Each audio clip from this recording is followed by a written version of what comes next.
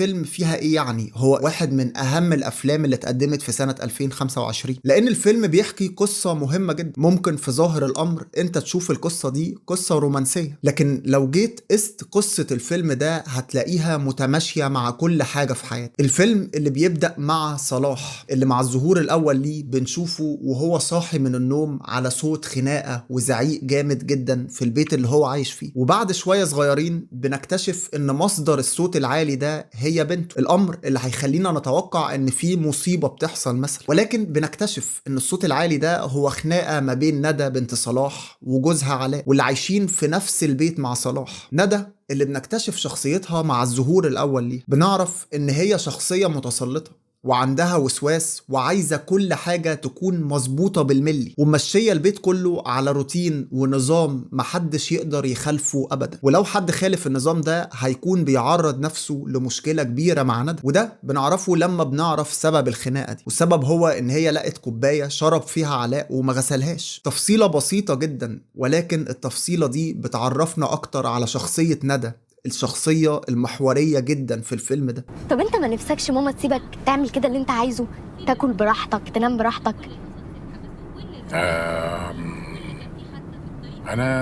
ما انا بقول لك هي بتعمل كده علشان مصلحتنا. بندخل في الفيلم اكتر وبنتعرف على شخصية صلاح وتفاصيل زيادة في الشخصية دي، وده لما بيجيله تليفون من بواب بيته القديم ان في مشكلة هناك ولازم يروح. البيت اللي كان عايش فيه صلاح زمان قبل ما ينقل ويروح مع بنته، البيت اللي بيعتبر رمز لشخصية صلاح من الداخل. ذكريات ومشاعر كتير جدا مقفول عليها بقالها فترة لحد ما التراب كلها. البيت اللي هيرجعنا تاني لنقطة البداية في الفيلم، واللي هتبتدي من عنده الأحداث اللي بجد. وبنتعرف أكتر وأكتر على شخصية صلاح، الشخصية اللي تبدو في ظاهر الأمر إن هي هادية جدا، وورا الهدوء ده هتكون حكاية الفيلم. الحكاية اللي بتبدأ لما بتظهر ليلى، اللي بيكتشف صلاح إن هي رجعت تاني تسكن في الشقة اللي قصاده، واللي من الواضح كده إن ليلى وصلاح كان بينهم قصص وحكايات كتير جدا مسحتها الأيام والظروف. لا ده السكان اللي قدام رجعوا بقالهم كام شهر كده. ليلى؟ ايوه مدام ليلى. صلاح فورا بيقرر ان هو يرجع يعيش في الشقة دي تاني، وبنعرف اكتر علاقة صلاح بليلى من خلال حوار بيدور ما بين صلاح وأمينة حفيدته، وده لما بتيجي تبات معاه يوم في الشقة بتاعته بعد ما بتترجى امها كتير جدا. أول حب في حياتي، كنا بنحب بعض من أيام المدرسة. انت لسه بتحبها؟ بحبها؟ إيه تكبير المواضيع ده؟ بحبها. طبعا بحبها. زي مثلا انه شخص جبان ودايما بيخاف، وعمره ما فكر ان هو يواجه الخوف ده. خوفه اللي وصله ان هو يتخلى عن حب عمره زمان وهي ليلى، ونفس الخوف برضو اللي مخليه مش عارف يعالج مشكلة تسلط بنته، ومخليها عايشة على انها شخصية سوية، وان اللي بتعمله ده حاجة عادية جدا. بخوفها الزايد على ابوها وجوزها، خوفها اللي نابع عن موت والدتها في سن صغير، الموضوع اللي خلاها تاخد حذرها دايما في كل حاجة، على امل ان طريقتها دي هتبعد عنهم الامراض وهتحاول ان هي تنجيهم من الموت مثلا. وفاة والدتها سببت لها صدمة مخلياها بتتعامل مع ابسط الاشياء في الحياة ان هي حاجة ممكن تعمل لها اضرار كبيرة جدا. دايما المواجهة في المواقف دي بتكون مهمة جدا وعلاج للشخص اللي قدامك ده، وعدم المواجهة بتخليه يبعد 1000 خطوة عن العلاج. الخوف على قرايبك وحبايبك مطلوب، ما قلناش اي حاجة، لكن اللي يزيد عن حده يتقلب ضده ويتحول لسجن مش خوف. ممكن تخاف على ابنك او اهلك عموما وتبعدهم عن الغلط، مفيش اي مشكلة من ده، بس يكون بحدود وبدون التعدي على ان الشخص ده يكون نسخة منك ومن مخاوفك اللي حصلت لك قبل كده. لان في النهاية مهما كان كل بني ادم ليه تجربة مختلفة من حقه ان هو يعيش. ندى نسيت ان دورها كابنة وزوجة وام النصيحة والتوجيه بس، ان الحاجة دي غلط ما تعملهاش، لكن مش فرض اسلوب حياة كامل على الاشخاص اللي معاها. التأثير الحقيقي في انك تكون انت القدوة عشان اللي حواليك يعملوا زيك. حفيدة صلاح بتقرر ان هي تساعده في ان هو يقرب من ليلى اكتر واكتر، وتتعاون معاه عشان تبعده عن القيود اللي عاملاها امها شويه. امينه اللي بتكون عباره عن الحماس اللي فقده صلاح ناحيه المحاوله، الحماس اللي تمثل في شخصيه حفيدته اللي تعتبر هي الطفل الداخلي لصلاح، عشان تديله الدافع ده وتحرك الشاب اللي جواه اللي يقدر يعمل أي حاجة بالرغم إن هو سنه كبير. التقدم في السن عمره ما يفقد الإنسان حقوقه الإنسانية الطبيعية جدا، زي إن هو يشعر ويحس ويحب ويحقق الحاجات اللي هو نفسه يحققها من زمان. وبالفعل أمينة بتساعده وبتقربه منها أكتر وأكتر. انت متأكدة بقى ان هي شغالة في المكان ده؟ ما قلنا طيب خلاص، المهم تقفي في ظهري. انت بس جمد قلبك كده وافرد ظهرك وتعامل عادي جدا. وعلى الجانب التاني بنلاقي ندى بيجيلها فرصة ذهبية إن هي تسافر. الفرصة دي هتكون نقلة كبيرة جدا في شغلها، ولأن ندى مرتبطة بأبوها ارتباط يعتبر مرضي، بتسعى إن أبوها يسافر معاها هي وجوزها وبنتها عشان يستمر الروتين اللي هي حطاه دايما في الحفاظ على العيلة دي زي ما هي كده للأبد. بتحاول ندى إن هي تضغط على نفسها أكتر وأكتر عشان أبوها يسافر معاها، نظرا لأنه ما ينفعش تاخد العدد ده كله وتروح تسافر بيه، يعني جوزها وبنتها آخرها، إنما أبوها كمان هيكون موضوع كبير جدا على الشركة اللي بتسفر. وأثناء محاولات ندى دي بيحصل حوار من صلاح لبنته ندى. الحوار ده بيعتبر حوار مهم جدا، بيعبر عن كل حاجة داخل صلاح. في الحوار ده صلاح بينصح ندى ان هي تعمل حاجة وما تخافش وتتجرأ، ولكن نصيحة صلاح طالعة من شخص خايف اصلا ان هو يواجه نفسه عشان بس يعيش حياة هو نفسه يعيشها. ويقول لها الجملة الجوهرية دي: الانسان بيندم على انه ما عملش، مش على انه عمل. اوعي تخلي الخوف يمنعك انك تعيشي حياتك. تخليش الخوف يمنعك انك تعيش حياتك.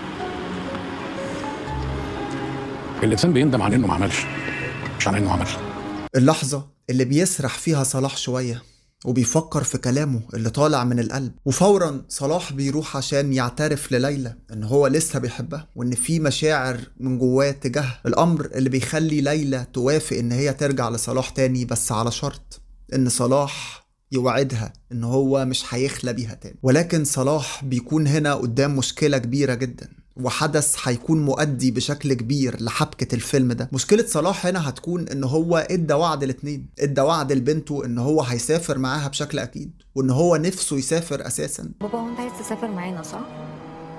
طبعا يا حبيبتي عايز اسافر، وانا عمري حبيت ابعد عنك، ده انا اكتر واحد عايز اسافر. وفي نفس الوقت هو بيوعد ليلى برضه وبيقول لها ان هو مش هيسيبها تاني ابدا ويمشي ويكرر اخطاء الماضي.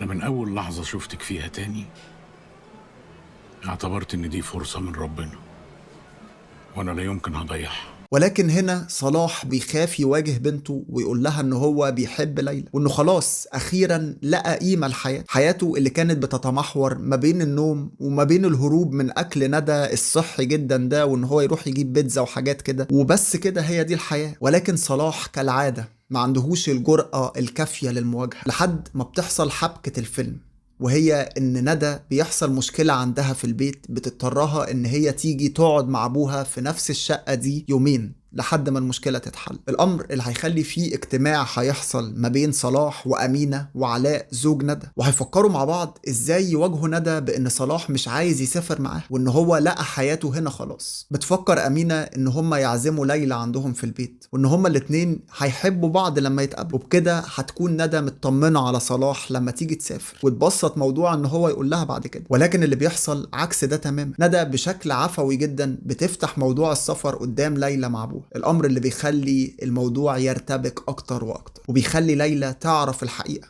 وتعرف ان صلاح عاطي كلمة لندى ان هو يسافر معاه. وعلى الجانب التاني بتعرف ندى برضو ان صلاح بيحب ليلى، عشان تحصل المواجهة المباشرة ما بين ندى وما بين صلاح. المواجهة اللي هينتج عنها حوار مهم جدا في الفيلم، حوار المواجهة اللي كان خايف منها من زمان صلاح. بس ليه سبتني احاول؟ وانا ليه هنت عليك؟ على فكرة انا ما طلبتش من حد يعمل حاجة علشاني، ولا طلبت منك حاجة اصلا. انا عمري ما طلبت منك حاجة، انا طول عمري بعمل اللي انت عايزاه. مش من حقي اعمل مرة واحدة اللي انا عايزه؟